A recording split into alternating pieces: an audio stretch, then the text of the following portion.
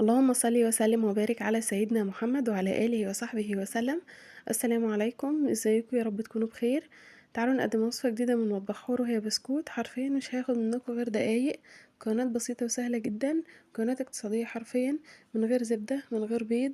مكونات بكام حاجة بسيطة خالص هنعمل كمية منه. يلا بينا ندخل على الطريقة والمكونات.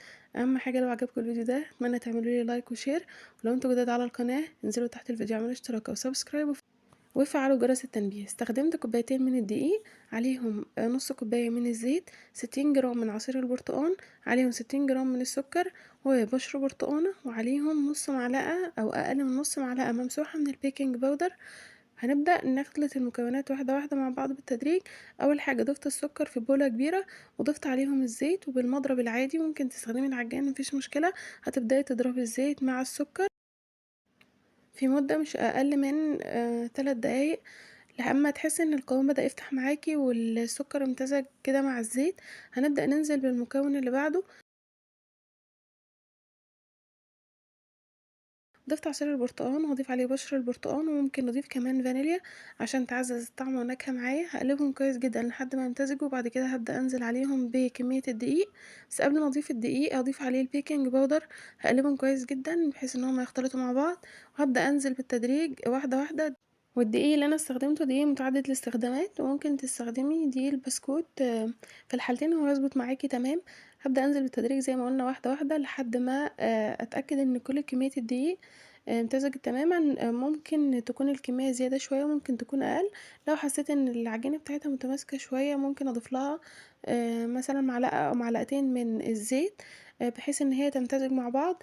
ما كترش السوائل قوي. والكميه اللي انا استخدمتها من عصير البرتقال تقريبا ربع كوبايه. ولو كان فريش يبقى حاجه كويسه جدا، هيديني طعم ونكهه كويسه. قشر البرتقال اختياري، ممكن تضيفيه وممكن لا. بس راعي وانا ببشرها ان انا ما اجيبش اي طبقه من البيض عشان ما تمررش معايا. هخلص كل كميه الدقيق وهخلطهم كويس جدا مع بعض. ويراعى ان العجينه بتاعتي هتبقى سايله شويه مش ماسكه قوي. دي كده العجينه بتاعتي بعد ما خلصتها زي ما انتم شايفين القوام بتاعها طري جدا. كل اللي انا عملته ان انا جبت كيس حلواني وبايب استخدمتها. هتشوفوها معايا، تقدري تستخدمي اي شكل وتشكليها بالطريقه اللي تعجبك. كل اللي انا هعمله ان انا هجيب الصاج او الصينيه، وهبدا اشكل بشكل اللي انت حباه، ممكن على شكل ورده او شكل زي ما انت شايفه كده معايا. اي حاجه متوفره عندك تقدري تستخدميها. لو احنا في الصيف انا هسيب البسكوت ده في التلاجة لمدة ربع ساعة او نص ساعة.